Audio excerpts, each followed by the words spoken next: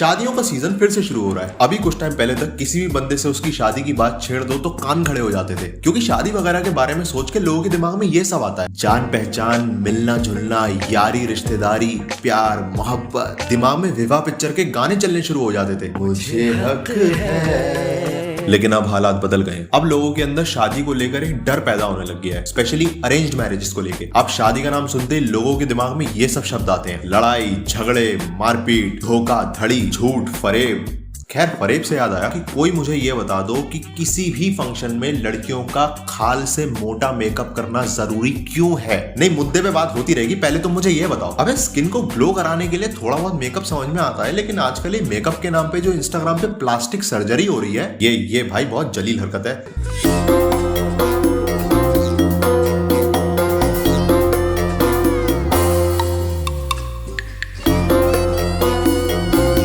मैं समझा अभी धूम 2 का ऋतिक रोशन निकलेगा।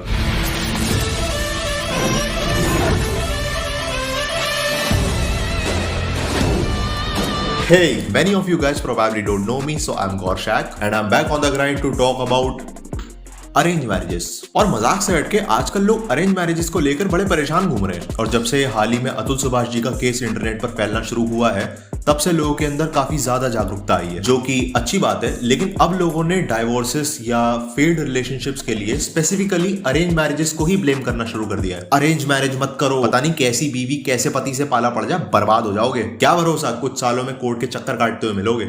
लव मैरिज कर रहे हैं तो करने दो, क्योंकि साला जो अरेंज करके बैठे हैं ना, मैं बता रहा हूँ सच में, जो अरेंज करके बैठे ना, सबके लौड़े लगे पड़े हैं। ये बहुत बड़ी बकचोदी चल रही है, मतलब कोई समझने को तैयार नहीं है। तो भाई मैं तो यही कहूंगा कि अरेंज मैरिज जितनी भी हो रही है ना, अब तो भाई खत्म ही करो इनको, क्योंकि भाई इतने केसेस देख लिए ना भाई, करोड़ों के केस।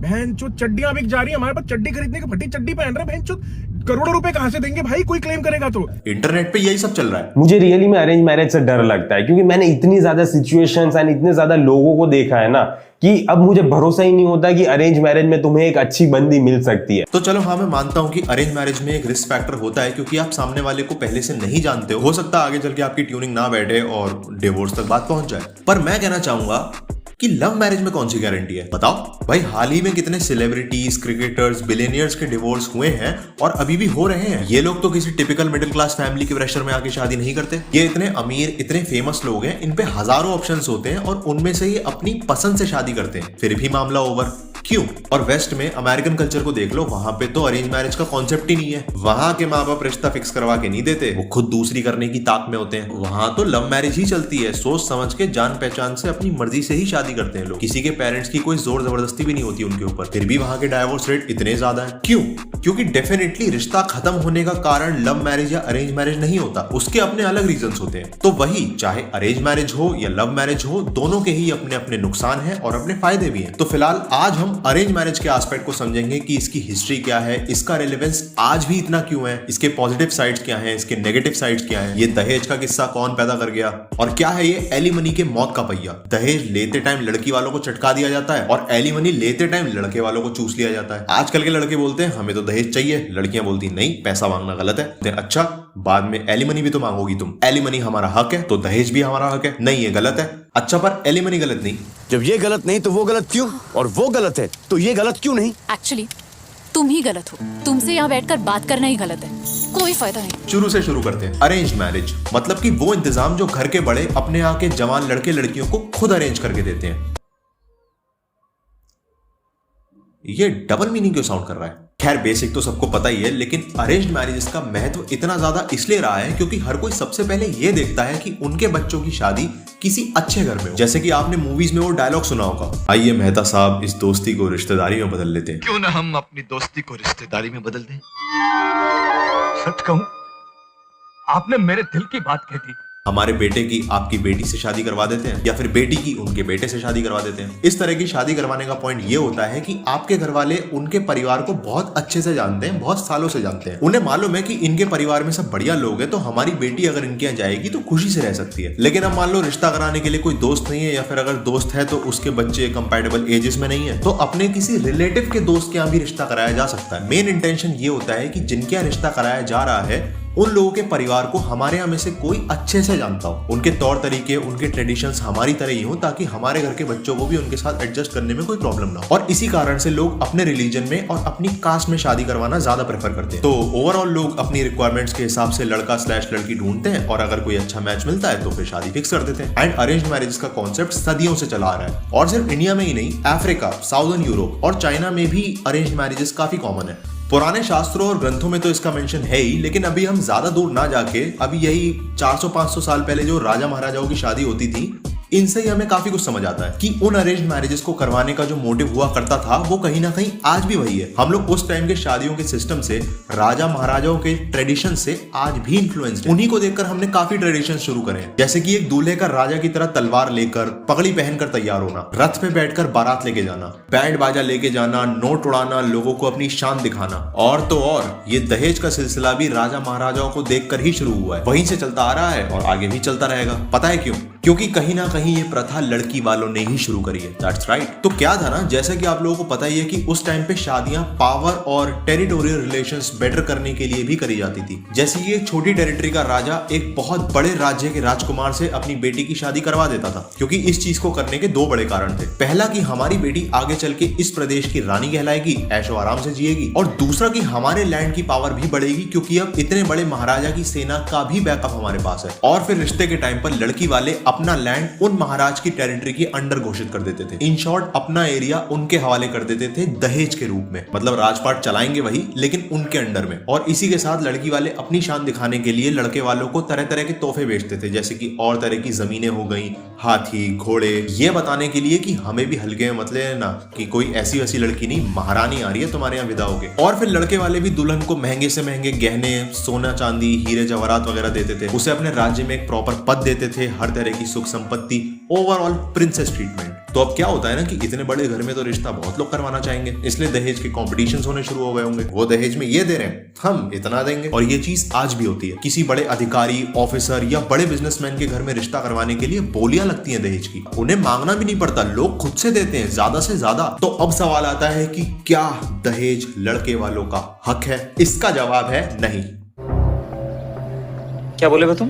देखो, शादी एक बहुत बड़ा इवेंट है और हर तरह के इवेंट पे रिश्तेदार एक दूसरे को कुछ ना कुछ गिफ्ट देते हैं। और एक शादी में जब दो परिवार रिश्ता जोड़ रहे हैं आपस में, तो जाहिर सी बात है वो लोग एक दूसरे को गिफ्ट देंगे। लड़के वाले लड़की को कई तरह का सामान दिलाते हैं, कपड़े, ज्वेलरी एटसेट्रा, और लड़की वाले लड़के को जो भी उसे पसंद हो और जो भी उनकी दिलाने की हैसियत हो। It is totally fine. लेकिन आप अपनी और उनकी औकात से महंगी चीज मुंह फाड़ के मांगो in the name of dowry, that is just shameful. तो हाँ, टेक्निकली दहेज आपका हक नहीं है। आपका हक है अपने घर के लिए एक अच्छी बहू चुनना। और अगर आपके पास 4-5 रिश्ते हैं और आप छूटते ही उस वाले को चुन रहे हो जहां से सबसे ज्यादा माल पानी मिलने की संभावना है, तो आप शादी थोड़ी कर रहे हो, आप तो व्यापार करने बैठे हो। एंड लालच और जल्दबाजी में किया गया व्यापार आपको सड़क पे लेटाने की ताकत रखता है। खैर, अब बर्बादी की बातें शुरू हो ही गई हैं, तो इस एलिमनी के टॉपिक पर भी थोड़ी नजर मार लेते हैं। एलिमनी मतलब वो अमाउंट जो एक पति को अपनी पत्नी को अलग होने पर देना पड़ता है। या तो एक फिक्स्ड अमाउंट तय कर लिया जाएगा कि पूरा पैसा एक बार में दो और छुट्टी पाओ, या फिर मंथली उसको कुछ पैसा देना पड़ेगा जब तक वो कोई दूसरी शादी ना कर ले। तो अब कई लोग बोलते हैं कि हाँ चलो मान लिया दहेज लड़के वालों का हक नहीं है, पर फिर उस हिसाब से क्या एलिमनी लड़की का हक है?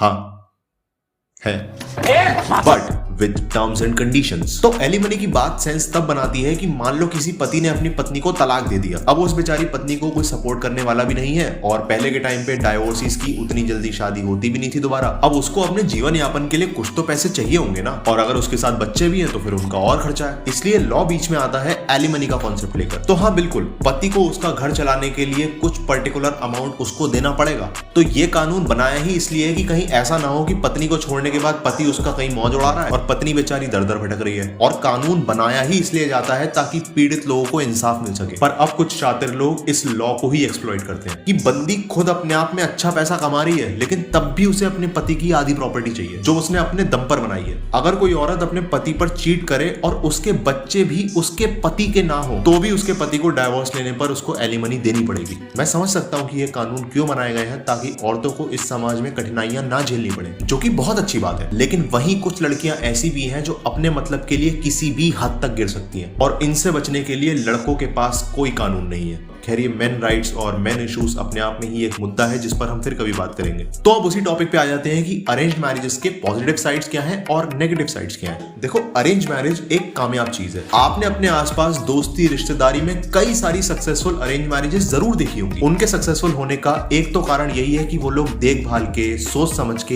एक ढंग के परिवार में शादी करते हैं, और सबसे बड़ा कारण होता है कि शादी से पहले लड़का और लड़की अपनी अपनी रिस्पॉन्सिबिलिटीज को लेकर सीरियस होते हैं। जैसे कि लव मैरिज में तो आशिकी के फितूर में कर ली शादी, फिर उसके कुछ समय बाद समझ में आता है शिट गॉट रियल। लेकिन अरेंज मैरिजेस में दोनों पहले ही मेंटली प्रिपेयर्ड होते हैं। उन्हें मालूम होता है कि हाँ भाई, हमने सोच समझ कर ही फैसला ले रहे हैं, अब यही है जो है। अब इसी इंसान के साथ रहना है तो इसकी 4 हरकतों पे प्यार भी आएगा और 1 हरकत झेलनी भी पड़ेगी। वो लोग कोई फैंटेसी वर्ल्ड में नहीं रहते, एक दूसरे को किसी और से कंपेयर नहीं करते। स्टार्टिंग में एक ऑकवर्डनेस भी होती है बीच में, इसलिए ईगो इश्यूज भी उतने देखने को नहीं मिलते। ऐसे ही धीरे धीरे उनका रिलेशनशिप अच्छे से डेवलप होने लगता है। लेकिन ये भी बहुत जरूरी है कि दोनों एक दूसरे के लिए कंपैटिबल हो, और यहीं पर आता है नेगेटिव फैक्टर। अरेंज मैरिजेस के अंदर सबसे रिस्की हॉलमार्क ये है कि आप सामने वाले को जानते ही नहीं, और सिर्फ 2-3 मीटिंग के अंदर ही आपको डिसाइड करना पड़ता है कि क्या मैं इस इंसान के साथ पूरी जिंदगी बिताने के लिए तैयार हूं या नहीं। रिस्क यही है कि आपको एक ऐसा पार्टनर मिल सकता है जो आपके लिए कंपैटिबल ना हो। अब मान लो कोई लड़की मेरे लिए कंपैटिबल नहीं है, तो इसका मतलब ये नहीं है कि वो कोई बुरी इंसान है या फिर वो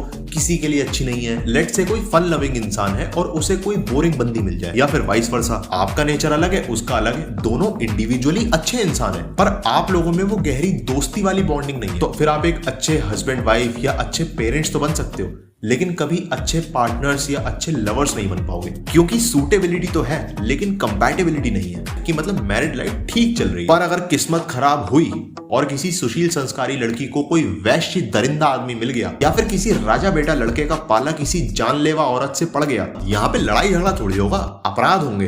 अपराध, कानूनी अपराध। टेलर स्विफ्ट का ऑल टू वेल सुनने वाली लड़की और हनी सिंह का वॉल्यूम 1 सुनने वाला लड़का कभी एक नहीं हो सकते। एक बार को लॉरेंस बिश्नोई सलमान खान की फिल्मों पे सीटियां बजा सकता है, पर ये नहीं ना, चांस ही नहीं है। तो क्या कारण है आजकल इंडियन अरेंज मैरिजेस में उतने कंपैटिबल कपल्स का मैच नहीं हो रहा? कई सारे छोटे मोटे कारण हो सकते हैं, लेकिन एक सबसे मेजर कारण है जल्दबाजी। हाँ, वाकई में आप में से बहुत लोगों ने देखा होगा कि जब हमारे घर के बड़े जैसे ही रिटायरमेंट के पास पहुंचते हैं, 55-60 उम्र जैसी इनकी हुई नहीं, इनके अंदर आग मचनी शुरू हो जाती है कि किसी की शादी करवाई जाए। बस जल्दी से जल्दी निपटे, काम निपटे। क्या मकान में लिंटर पड़वाने निकले हो क्या जो काम निपटे?